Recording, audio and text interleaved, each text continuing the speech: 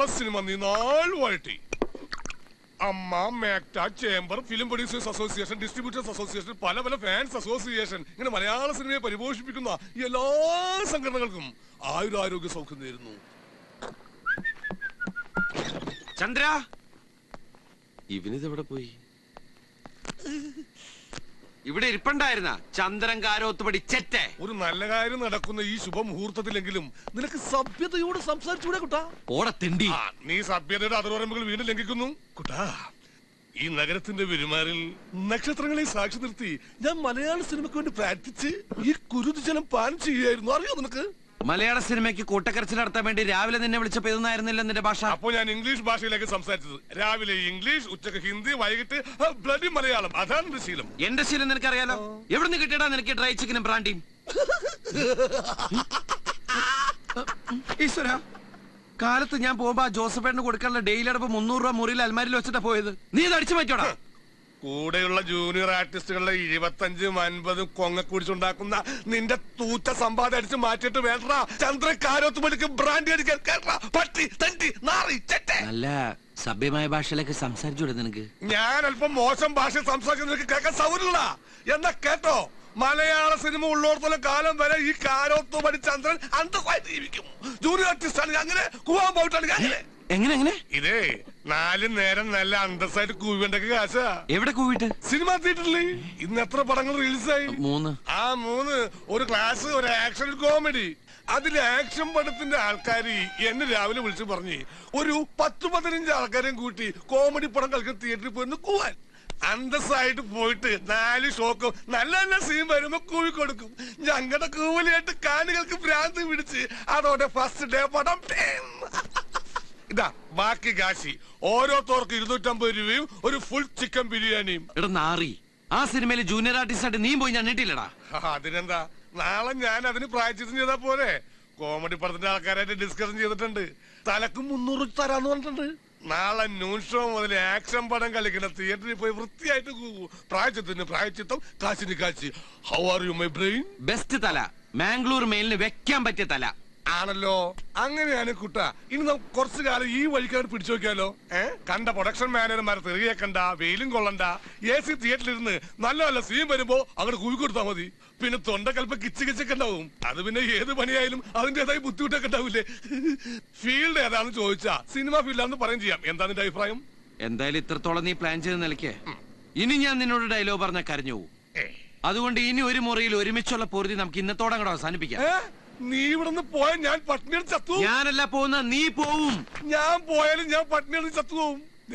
നിന്റെ ഷർട്ട് കീറും, നിന്റെ ഷർട്ട് കീറും. അങ്ങനെ ചന്ദ്രേട്ടന്റെ കുട്ടൻ നല്ല കുട്ടനാകും. ഒന്നുമില്ലെങ്കിൽ ജൂനിയർ ആർട്ടിസ്റ്റ് കളരിയിൽ കുട്ടന്റെ ഗുരുവല്ലേ ചന്ദ്രേട്ടൻ?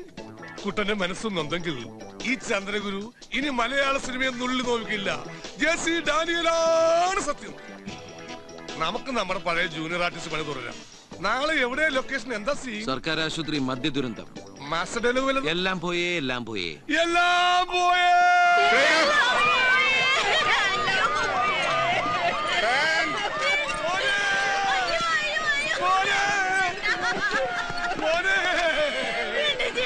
ഡാഡിയുടെ പൊന്നു മോനെ, കോളേജിൽ പറഞ്ഞത് മദ്യം മദ്യപിക്കാനായി. എന്താ കാണിക്കുന്നത്? ഒന്ന് പറയാ. ശരി സാർ.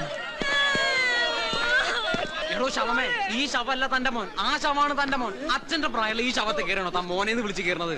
കൊള്ളയിലും നല്ല ശവത്തിനൊക്കെ സെലക്ട് ചെയ്തെടുത്താ. സെലക്ട് ചെയ്ത് നീ ആരടാ? അവര് പറഞ്ഞോട് കേട്ടപ്പോരെ. സാറേ, ഇവന് ഉച്ചക്കുള്ള ചോറ് കൊടുക്കണ്ട. സിനിമന്റെ ചോറ് ആദ്യം തൊട്ട് താൻ വെള്ളടിച്ച് തട്ടിപ്പോയ ശവാണ്. ലോ ഷാജി, അയാളുടെ വായിൽ കുറച്ച് കൂടുതൽ പതടിച്ചു കൊടുത്തേ. എന്താടോ പതദുരന്തം? പഴയ പോഷൻ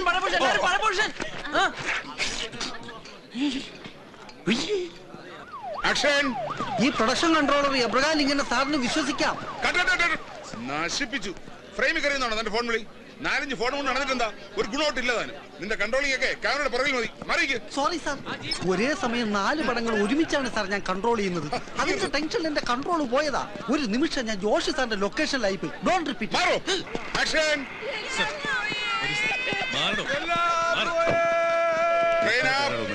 വരൂ. ലീഡർ മാറി വേറെ പാർട്ടി ഉണ്ടാക്കാൻ പോയ മോനെ ഡാഡി തെങ്ങേ ചെത്താൻ കേറുമ്പോ ഹലോ. ചെത്താൻ പോയത് അതെ ആനന്ദക്കുട്ടനാ. നാളെ സെക്രട്ടറിന്റെ പഠിക്കല് 50 പേരെ നിരാഹാരം കിടക്കാൻ വേണമെന്നോ? അത് സാറേ, ഞാനിപ്പോ മരിച്ചു കിടക്ക. ഞെട്ടല്ലേ ഷോട്ടില്ല. ഞാൻ ഈ മരണത്തിൽ നിന്ന് ജനിച്ചതിന് ശേഷം വിളിക്കാം. ആരാ വിളിച്ചത്? രാജകുന്നുങ്ങളും. അപ്പൊ തല്ലിപ്പൊളി ഫുഡായിരിക്കോ?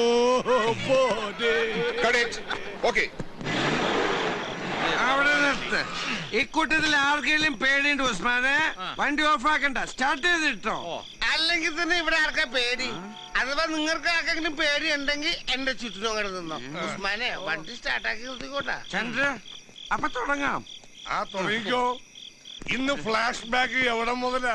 മുറ്റത്ത് പിച്ച വെച്ച് കിടക്കുന്ന കുട്ടിക്കാലം മുതലോ, അതോ ആശുപത്രിയിൽ അച്ഛന്റെ ഡെഡ് ബോഡി വാങ്ങാൻ കാശില്ലാതെ കരഞ്ഞുകൊണ്ട് നിൽക്കുന്ന 14 വയസ്സ് മുതലോ? എവിടെ തുടങ്ങിയാലും ക്ലൈമാക്സിന് മാറ്റം ഉണ്ടാവും. അതെന്തടാ? അയാള് പിടിച്ചാട്ടും. നിന്നല്ല അവന്. ഇതുപോലെ ശബ്ദ ഗാംഭീര്യത്തിൽ പറയണം. നിന്റെ ശബ്ദത്തിന് പവറില്ല.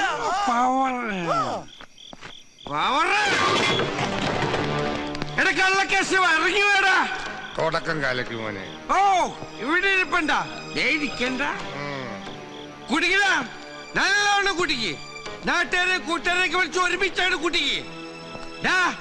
എന്റെ അച്ഛൻ കളപ്പുരക്കൽ രാഘവമേനോന് പറ്റിച്ച് അടിച്ചു മാറ്റിയ കുറെ കാശുണ്ടല്ലോ നിന്റെ ബാങ്കില്. എടാ ചെറ്റ, എന്റെ അച്ഛൻ നട്ടുവളർത്തി ഈ ഒട്ട് മാവ്. ആ മാവ് വെട്ടിച്ചോളാ നീ. എവിടെ? എടാ, ഈ ഒട്ട് മാവിന്റെ ചോട്ട് തരരുത് വേണമായിരുന്നോടാ നിന്റെ ഒടുക്കത്തെ മോന്തല്. എണിക്കടാ,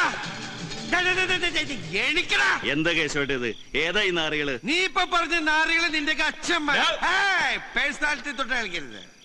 എടോ, ഇലനക്കി നായയുടെ ചിറുനക്കി മുതലാളിമാരെ, നിങ്ങളൂടെ അറിയണം ഞാൻ ഈ പറയണത്. ഇവനാദ്യം കുടിപ്പിച്ചേർത്തും പിന്നെ കുളിപ്പിച്ചേർത്തും. അതാണ് ഇവന്റെ സ്റ്റൈല്. അങ്ങനെ പണ്ടെന്റെ അച്ഛനെ കുടിപ്പിച്ചും കിടത്തി പിന്നെ കുളിപ്പിച്ചും കിടത്തി. കുടുംബം വെളുപ്പിച്ചിട്ട് ഒടുക്കം അച്ഛന്റെ ലിവറും പോയി തന്തപ്പടി വഴിയായിപ്പോ തന്തപ്പടിയുടെ കൂടെ സിംഗിടിയായിട്ട് നടന്ന ഇവന്റെ പേരിലേ ഈ തറവാട്. ഞാൻ പിച്ചു വെച്ച് നടന്ന എന്റെ ഈ തറവാട് അല്ലടാ. ചീറ്റിംഗ്. ആ ചീറ്റിങ്ങിന് പകരം നിന്നെ ഇവിടുത്തെ ചീറ്റിച്ചു വിടാനടാ ഞാൻ ഇവിടെ വന്നിരിക്കുന്നത്. എനിക്കടാ നിർത്തടാ. ഇപ്പൊ പലതവണയാ നിന്റെ അഭ്യാസം. അങ്ങനെ നിന്റെ തന്തപ്പടിയെ പറ്റിച്ച് ഞാൻ ഈ തറവാടും സ്വത്തും ഒക്കെ അടിച്ചു മാറ്റിയിട്ടുണ്ടെങ്കിലേ നീ കൊണ്ട് കേസ് കൊടുക്ക്. കണ്ടാ, സമ്മതിച്ച് അടിച്ചു മാറ്റി സമ്മതിച്ചവൻ. തോന്നിയാസം പറഞ്ഞോളാ പോലെ ഇറങ്ങി പോയാ. എന്റെ പോടാ. ബാബാ ആട്ടി ക്ലൈമാക്സ് നേരത്തെ. അങ്ങനെയാണെങ്കിൽ ഞാൻ ഇപ്പൊ പോവും. പക്ഷേ ഞാൻ ഇനിയും വരും. നിന്റെ കട്ടപ്പൊക കാണുന്നവരെ ഞാൻ ഇനിയും വരും. നിന്റെ ചതിയിൽ പെട്ട് കണ്ണീര് കയ്യുമായിട്ട് ഇവിടെ കളിച്ചു തെരിഞ്ഞ് നടക്കണ എന്റെ അച്ഛന്റെ ആത്മാവിന് ശാന്തി കിട്ടാൻ ഞാൻ ഇനിയും വരും. എന്റെ അച്ഛന്റെ ആത്മാവാണ് സത്യം. Good night. ചേച്ചി, ചോറ് കുത്തി നിറച്ച് വെച്ചിട്ടില്ല. ആ പേരും പറഞ്ഞ് തിന്നാതെങ്കിലും പോരണ്ട. ഇത് ചേച്ചി എന്നും പറയുന്നതാ. തുറന്നു നോക്കുമ്പോ ലോഡ് ഉണ്ടാവും ചെയ്യും. കണ്ടേ, എന്നാ പിന്നെ മോക്കിത് മൂക്കിന്റെ മേലെ തൊട്ടൂടായിരുന്നോ? നിന്റെ മുഖം തെളിയാത്ത എന്താന്ന് എനിക്കറിയാം. എന്തിനാ സെക്കൻഡ് ഹാൻഡ് ആക്കുന്നത്? കുറിക്കാശ് കിട്ടി നമുക്ക് പുതിയ കമ്പ്യൂട്ടർ തന്നെ വാങ്ങിക്കാം. കൂട്ടുകാരികളുടെ മുമ്പിൽ നമ്മളായിട്ട് എന്തിനാ ചെറുതാവുന്നേ? ചെല്ല്. അച്ഛാ, ഞാൻ പോവാണേ. ശരി മോളെ.